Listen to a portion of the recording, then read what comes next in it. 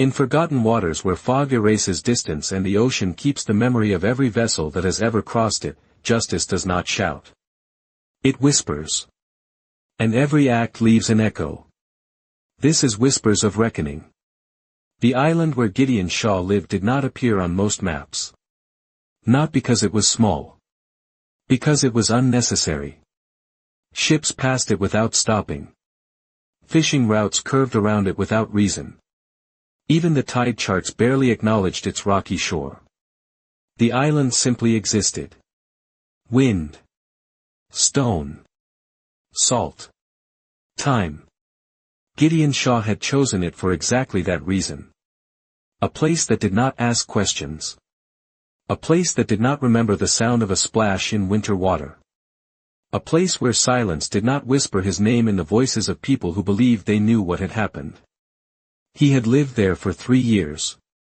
And in those 3 years the ocean had taught him something simple. Water does not care about guilt. It cares about movement. Tides rise. Tides fall. Currents shift. Storms arrive without asking permission from the people caught beneath them. The ocean does not explain itself. It continues. Gideon liked that. Continuing felt easier than remembering. 10 years earlier he had captained a ferry. A narrow white vessel that crossed the channel between the mainland and a chain of scattered islands along the northern coast. The route was not glamorous. Just practical. Fishermen heading home. Supplies moving between communities. Occasional tourists during summer. But Gideon ran the ferry with precision. He kept a schedule. Maintained the engine carefully. Studied the tides the way mathematicians study equations. Passengers trusted him. They boarded his ferry with the calm confidence people place in routine. Routine makes danger feel distant. Routine makes the ocean look like a road. Until the day routine breaks. The crossing that winter had begun like many others. Gray sky. Cold air. Low waves but manageable. Nothing unusual. Halfway across the channel the engine coughed once. Then again. Then died completely. Gideon moved instantly. Fuel line. Electrical connection. Starter relay. Everything appeared functional. Yet the engine refused to restart. The ferry drifted slowly with the current. Passengers began asking questions. Then asking them louder. Gideon told them the truth. We've stalled. Stay calm. Most listened. One man didn't. Panic spreads faster than reason when people see open water and realize they are no longer in control of direction. The man climbed over the side rail before Gideon could stop him. The splash echoed sharply across the winter water. For one moment Gideon saw the man's head above the surface. Then the current pulled him sideways. Cold water steals strength quickly. Within seconds the man vanished beneath the gray waves. Gideon launched the emergency float line. Too late. By the time the rescue boat arrived hours later, the ocean had already erased the moment. Investigators examined the ferry. No negligence. No mechanical failure Gideon could have predicted.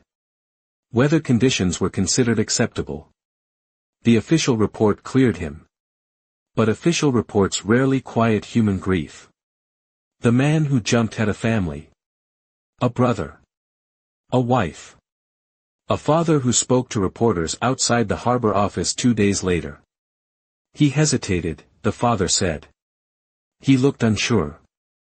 The word spread through town faster than the investigation. Gideon carried them long after the paperwork closed. Because somewhere inside he believed they might be true. Not about the engine. About the moment before the man jumped. The moment when Gideon had seen fear spreading across the passengers and felt uncertainty flicker inside himself. He had spoken calmly. But maybe his voice had carried hesitation. Maybe the man had heard it. Maybe that hesitation had pushed him over the rail. The mind invents explanations when silence becomes unbearable. Gideon sold the ferry 6 months later. Left the harbor town quietly. Bought a shack on the forgotten island. No schedule. No passengers. No one watching his decisions. Just water. And time. The island had its own rhythm. Low tide revealed black reefs like broken teeth beneath the water. High tide covered them completely. Fog rolled in without warning. Wind carved slow patterns across the surface of the sea. Gideon learned to move with those patterns. He fished when necessary. Collected rainwater. Repaired the dock even though no boats used it. Habit is difficult to abandon completely. The dock remained strong. The ropes remained coiled neatly. The signal lantern remained clean. Even if no one arrived. Especially if no one arrived. Isolation works best when it is maintained carefully. But islands do something strange to silence. They magnify it. And silence begins to listen back. One afternoon in early spring the fog arrived without warning. Not thin mist. Thick coastal fog that erased the horizon entirely. The ocean disappeared beyond a few 100 yards. Gideon stood outside his shack listening to the slow movement of waves against rock. The air smelled of salt and kelp. The fog carried sound strangely. Sometimes distant engines echoed like ghosts across the water. Sometimes gulls sounded much closer than they actually were. At first Gideon heard nothing unusual. Just fog. Just tide. Then the sound came. A weak engine. Irregular. Struggling. Gideon narrowed his eyes toward the gray water. The engine sputtered again. Closer now. Something moved inside the fog. A shape. Small. Unsteady. A motorboat emerged slowly from the gray. Its engine coughed twice. Then failed completely. The boat drifted sideways with the current. Inside were two people. Young. Frightened. A man and a woman. They saw Gideon standing on the dock. Their voices cut through the fog. Help. The word carried across the water like something fragile. Gideon felt his jaw tighten. He knew these waters. He knew the hidden rocks beneath the surface. He knew how quickly panic could turn a small problem into disaster. He also knew something else. If he went out there and misjudged again, the ocean could take two more. And this time no investigation would clear him. Because he would already know the risk. The couple waved frantically. The boat scraped against submerged reef with a sharp cracking sound. The hull tilted slightly. Water began leaking through the damaged side. The woman screamed. The man tried restarting the motor again and again. Nothing. Gideon stood on the dock. Still. Watching. The motorboat scraped against the reef again. The sound was unmistakable. Fiberglass grinding against hidden rock. A sharp hollow crack followed by the dull slosh of water entering where water had not belonged a moment earlier. The young man at the motor twisted the ignition again. The engine coughed. Failed. Coughed once more. Then fell silent. The boat tilted another degree as the tide continued pushing it sideways. The woman clutched the side rail. Her voice broke through the fog again. Please.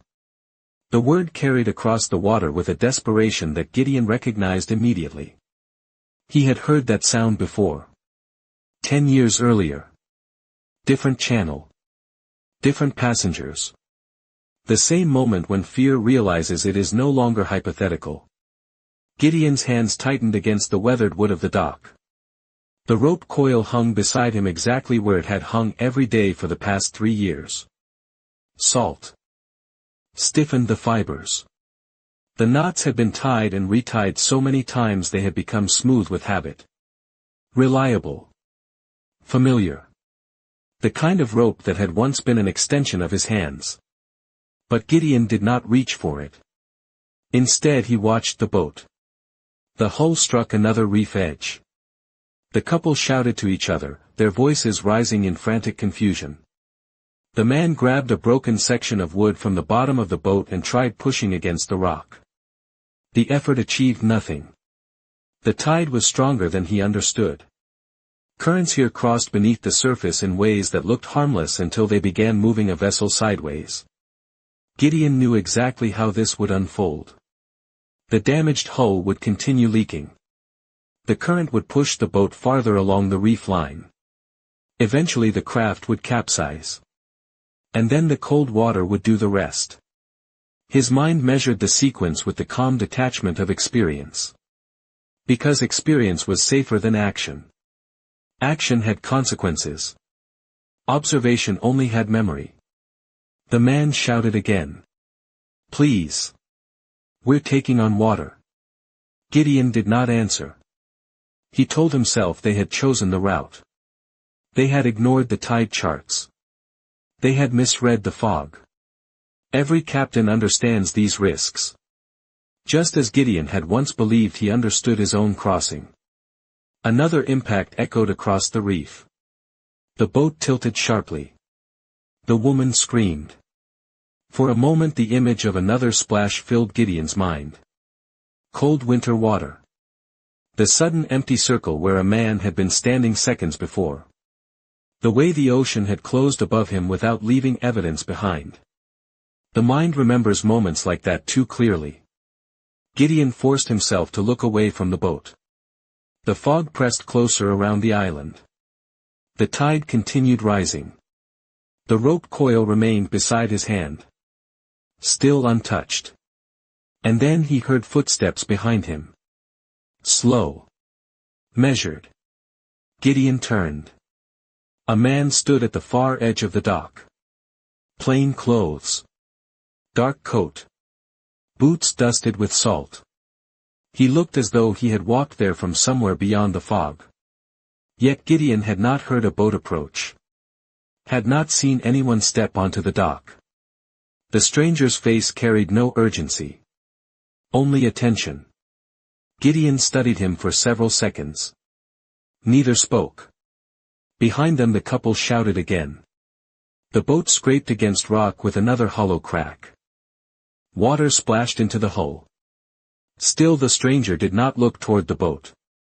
He watched Gideon. You know this water, the stranger said. The voice was calm. Too calm for the moment. Gideon glanced back toward the drifting boat. Yes, he said. Better than they do. The stranger nodded once. And yet you are standing here. Gideon said nothing. He knew what the man meant. But he also knew the weight of the decision. I've done this before, Gideon said finally. The stranger waited. Gideon looked down at the boards of the dock.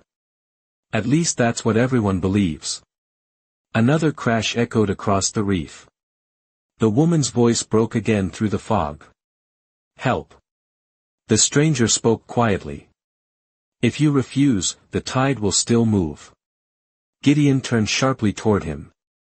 You think I don't know that? The stranger's expression remained unchanged. But not always in mercy. The wind shifted. The fog thinned slightly. Gideon could see the boat more clearly now. The hull had cracked along one side. Water pooled inside. The man tried bailing with his hands. The effort was useless. Gideon swallowed. I hesitated once, he said. The words tasted bitter. The stranger nodded. Yes. And a man died. Yes. The answer came without judgment. Without accusation. Just acknowledgement. Gideon looked toward the rope coil again. You think saving them fixes that? No, the stranger stepped closer. Nothing fixes the past. The wind rose slightly across the water. The tide shifted direction beneath the reef. The boat moved again. Closer to deeper current. But refusing now, the stranger continued quietly, changes something else.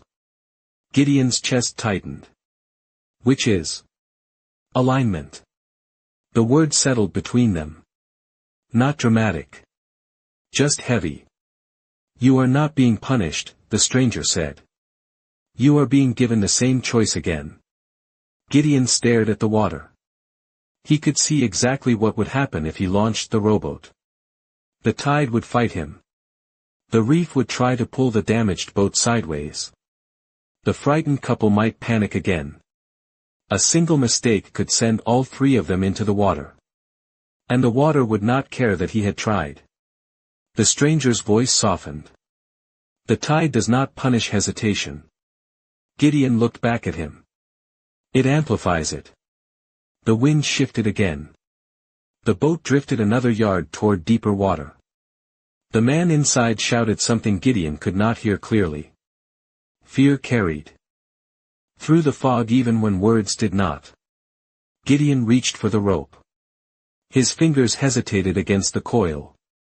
Then he lifted it free from the hook. The weight of it felt familiar. Older than the island.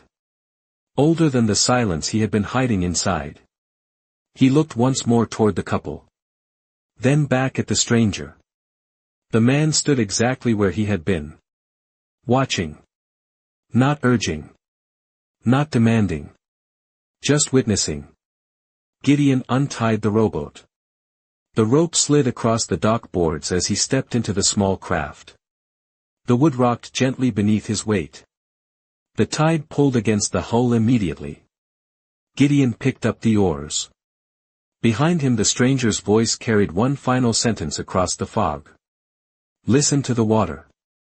Gideon pushed away from the dock. The rowboat cut into the gray water toward the stranded vessel. When he looked back again, the stranger was gone. The dock stood empty. Only the rope hook swung slightly in the wind. The rowboat entered the current like a thought returning to a place it had tried to forget. Gideon pulled the oars in long, controlled strokes, not fighting the water directly but angling across it the way he had done 1,000 times in the years when the ferry route still belonged to him. The tide had already begun turning. He could feel it beneath the hull before he could fully see what it intended. Water around the island rarely moved in one obvious direction.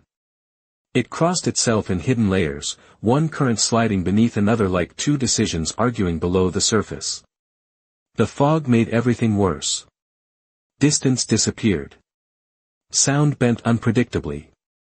The stranded boat seemed close one moment and farther away the next, its outline drifting in and out of the gray as though the sea itself could not decide whether to reveal it or keep it.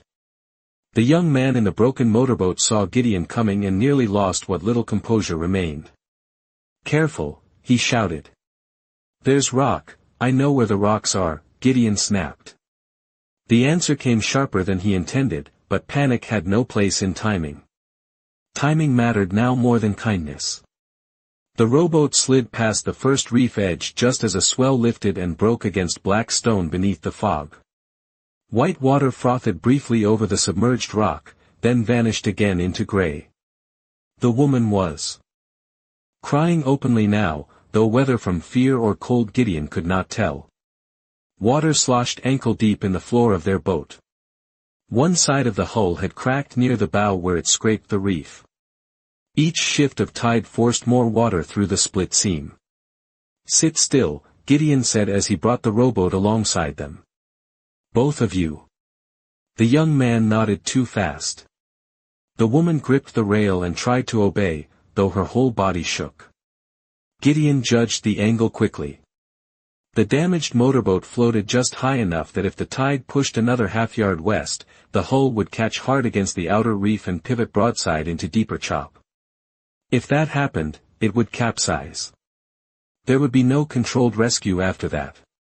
Only bodies in cold water and the old memory of failure reborn in new voices. He threw the first line. The young woman reached for it but caught only air. The rope slapped the flooded floorboards and slid toward her feet. Take it with both hands, Gideon said. Not the end. The middle. She grabbed it this time. Good. Hold it there. He tied off one end to the ring bolt in his own rowboat, then pulled another coil free and threw it to the young man. Loop that under the front cleat. Tight. No knots you invent yourself. Use the line that's there. The man stared at the rope blankly for a second. Gideon's voice hardened.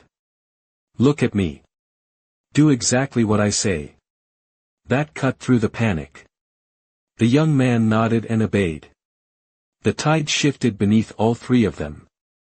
Not violently, but decisively. Gideon felt the rowboat rotate half a degree in the current. The damaged motorboat moved with it, scraping once more against hidden rock, then easing away just enough that the sound stopped.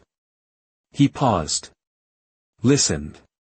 The stranger's words moved through memory like something spoken only a minute earlier. Listen to the water.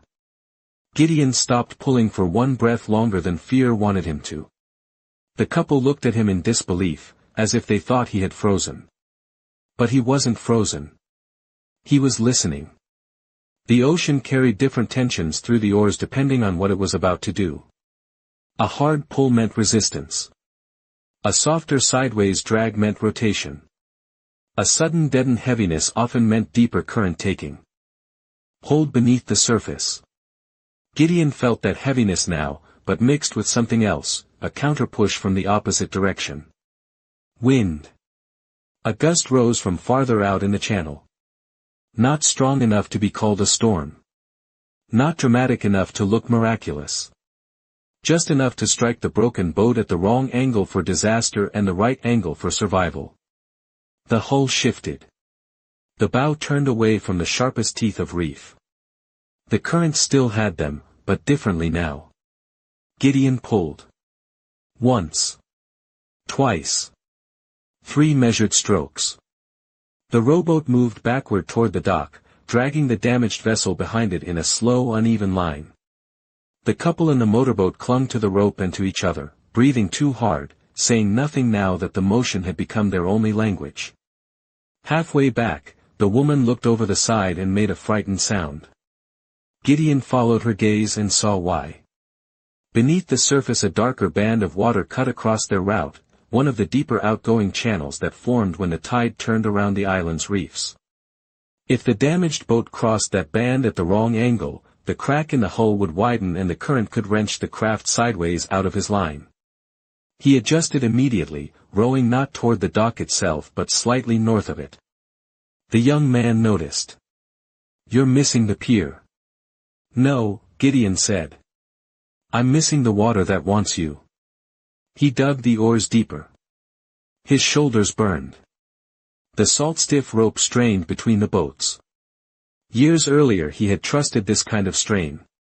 Had known its limits, known his own, known how much force wood and tide and rope would tolerate before one of them betrayed the others. Then the winter crossing had taught him the cruelest lesson any ferryman can learn, that knowledge does not prevent consequence. Since then he had confused humility with retreat. But out here, with 2 frightened lives tied to his judgment, retreat had no authority left. Only attention did. The darker current band reached them. For one heartbeat the damaged boat jerked hard to starboard. The woman screamed. The young man grabbed the cracked rail. Gideon counterpulled without panic, angling the rowboat broadside just enough to let the stronger water pass beneath them rather than take them with it. The maneuver cost him distance but bought stability. The rope groaned. The hull of the motorboat shuddered. Then the tide released its worst grip. Another gust moved through the fog. This one steadier. The water around the boats changed texture. Not calmer exactly, but aligned. The chop flattened into longer lower swells. The resistance in the oars eased. Gideon recognized the feeling at once. The tide had finished turning. What had been cross-current a minute earlier was now becoming a guiding flow toward the inner side of the island. He did not waste the gift. Stroke after stroke, measured and unspectacular, he drew the damaged boat toward the dock until the pier emerged from the fog like a memory becoming physical again. The signal lantern post. The salt-dark boards. the rope hook swaying lightly in wind that no longer felt hostile. "Stand when I tell you," he said. The young man nodded. The rowboat bumped the dock first. Gideon caught the piling with one hand, held the line with the other, then threw the mooring rope up and around the cleat on instinct older than thought. Now. One at a time. He took the woman first. She nearly collapsed as soon as her boots hit the wet boards, knees buckling under the combined shock of cold, fear, and sudden safety. Gideon steadied her and moved her back from the edge. Then the young man followed, awkwardly half climbing, half falling onto the dock. The damaged motorboat, relieved of their weight, drifted just enough that one last surge of water entered through the cracked seam. Gideon tied it off anyway. Habits of salvage die hard in men who once worked ferries. For several seconds all three of them remained where they were. The couple sat on the dock boards, shivering and crying with the ugly honesty of people who had just seen the shape of their own fragility. Gideon stood with one hand still gripping the line, chest rising and falling harder than he wanted to admit. The fog had begun to thin. Not entirely. But enough that the island's black rocks and the first outline of the shack became visible again. The woman wiped her face with trembling hands. "You saved us." Gideon looked out at the water instead of at her. The phrase sat badly on him. Saving implied certainty, courage, clean redemption. What had happened out there was messier than that. Tide had shifted. Wind had turned. Rope had held. Judgment had aligned with conditions for once instead of resisting them. He had acted, yes. But he had not commanded the sea. He had listened to it. The young man tried to stand and nearly fell again. "We can pay you," he said quickly, as if gratitude required currency to remain believable. "We have cash. Cards. Whatever you need." Gideon shook his head. "No, please," the woman said. "At least let us." No, his voice was not cruel. Just final. They fell quiet. He tied the last knot on the damaged boat and finally turned toward the far end of the dock, where the stranger had stood before. Empty. No figure. No footprints on the wet boards. Only fog lifting in slow torn veils and the sound of water settling back into rhythm. For one moment Gideon wondered whether he had imagined the man entirely, the way lonely people sometimes imagine company in places where isolation becomes louder than weather. But the sentence remained in him with too much weight for invention. "You are being given the same choice again." The young man spoke more softly this time. "Why did you come for us?" Gideon looked at him. At the fear still drying on his face. At the youth in him. At the fragile way relief and shame sat side by side in his expression. The answer arrived before Gideon could edit it. "Because I still can." The word surprised him. Not because they were false. Because they were true in a way he had not allowed himself to admit for years. He still could. Still row into bad water. Still read a turning current. Still make a decision and step into it instead of standing on a dock pretending observation was innocence. The couple stayed in the shack until the fog lifted enough for the channel back to the mainland to become visible. Gideon gave them dry blankets, hot tea, and directions for the safe line out between the reefs once the tide fully settled. He kept his speech minimal. They did not press him for story. Something about the island discouraged unnecessary words. When they finally left near sunset in a borrowed skiff from his mooring shed, the young woman paused at the door and said, "We won't forget this." Gideon almost told her that forgetting was not the real danger. But he said nothing. He watched their boat disappear into clearing mist, then walked back to the dock alone. Low tide would come again before morning. And the island, like memory, would reveal what the water had hidden. Night passed quietly after the couple left the island. The fog lifted fully before midnight, revealing a sky scattered with cold spring stars. The ocean calmed as the turning tide completed its slow rotation around the reefs. By early morning the water moved differently, sliding past the island in long steady lines that carried small pieces of kelp and driftwood toward the open channel. Gideon woke before sunrise, as he always did. Years of ferry work had trained his body to respect the rhythm of tide more than the rhythm of sleep. He stepped outside the shack and walked toward the dock. The boards were still damp from the previous night's rescue. Rope coils hung exactly where he had left them. The small rowboat rocked gently against its mooring line. Everything looked ordinary. But something inside him had shifted. Not relief. Not pride. Something quieter. Recognition. For 3 years he had convinced himself that distance from people meant distance from responsibility. The island had offered that illusion easily. No passengers. No schedules.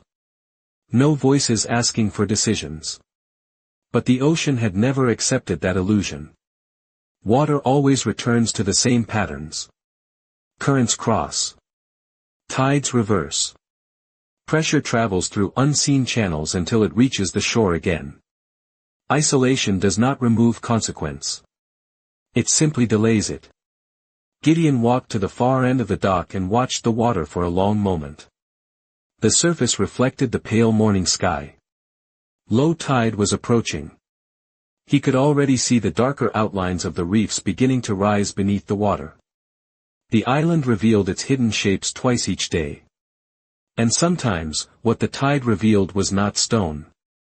2 hours later the water had retreated far enough that black rock stretched across the shallows like a broken staircase leading away from the dock. Gideon stepped carefully down the ladder attached to the pier. Cold water soaked the bottom of his boots as he waded across the exposed reef. Small crabs scattered between the stones. Kelp strands clung to the rock edges, still dripping with the ocean that had hidden them overnight. He moved slowly, more out of habit than caution. Low tide had always been his favorite hour. When he worked the ferry. It was the one time the ocean showed its structure honestly. The hidden geometry beneath the water. The ridges. The trenches. The channels that controlled the movement of entire currents. This morning something unusual caught his eye.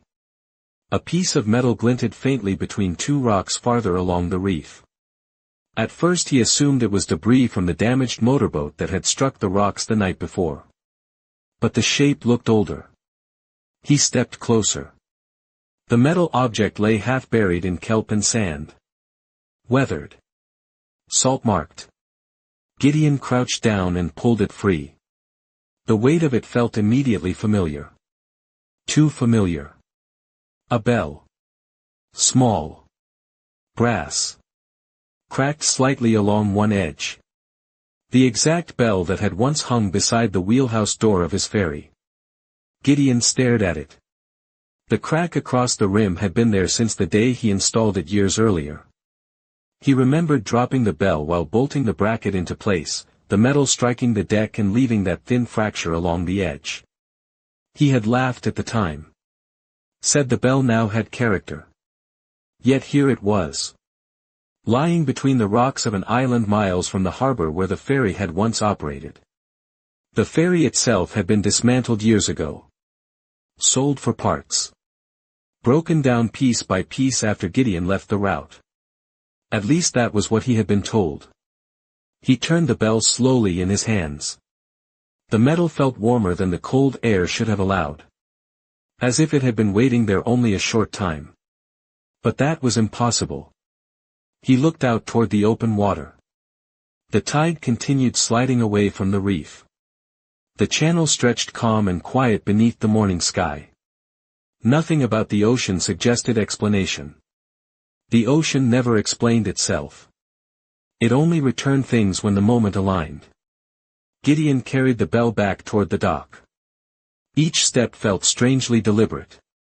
As though the island itself watched him now. Not judging. Simply observing. He hung the bell from the wooden beam beside the dock where the old signal lantern had once stood. The metal rang softly as it settled into place. A clear, quiet tone. The sound carried across the water and faded into the distance. Gideon listened to the echo. For the first time in years, the memory of the winter crossing did not arrive with accusation. It arrived with context. The man who had jumped into the water had not died because Gideon hesitated. He had died because panic moved faster than reason. Because the current beneath the ferry had been stronger than the man's understanding of cold water. Because the ocean does not pause its movement for human fear. The past remained real. But it no longer felt like a sentence that had to be served forever. Gideon rested his hand on the dock railing and watched the water rise slowly back across the reef. The tide had begun returning. Covering the rocks again. Hiding the structure beneath the surface. But he knew the shape of it now. He understood something that had been hidden from him while he tried to escape his own memory. The tide does not punish hesitation. It amplifies it. And when courage finally arrives, the tide amplifies that too. The island had not rewarded him for rowing into the fog. It had simply mirrored the moment. He had refused once. The water had continued moving. He had accepted the second choice. The water had moved again. Not as mercy. As alignment. Weeks passed. Fishing boats occasionally appeared near the island again. Some had heard that Gideon Shaw still lived there. Others simply followed currents that curved close to the shore. Whenever a vessel approached the reefs, Gideon lit the small signal lantern at the dock. The bell rang gently when wind moved through it. The sound traveled farther than voices across open water. He repaired the dock more carefully than before. Strengthened the pilings. Replaced damaged boards. Installed a simple beacon at the end of the pier so that boats drifting too close to the reef would see the warning earlier. Not to invite visitors. To guide them. Responsibility had returned to him quietly. Not as punishment. As balance. Some evenings he stood at the end of the dock and watched the horizon. The ferry bell swayed softly beside him. The sound it made was never loud. Just enough to be heard by anyone who happened to be listening. One night as the sun sank behind the ocean, Gideon thought he saw a figure standing near the edge of the fog far out in the channel. A man. Still. Watching. The same calm posture he remembered from the dock the night the couple had drifted into the reef. But when the wind shifted again, the shape vanished into the gray distance. Gideon did not call out. Some witnesses are meant to remain silent. He simply listened to the bell moving gently in the wind. And he understood something now that he had refused to understand before. The ocean is not random. It is responsive. Not to demand. Not to apology. To alignment. When people act from fear alone, the tide amplifies the fear. When they act with care, the tide amplifies that too. The water does not choose sides. It reflects movement. Just like memory. Just like consequence. Just like the quiet decisions that travel farther than the person who makes them ever expects.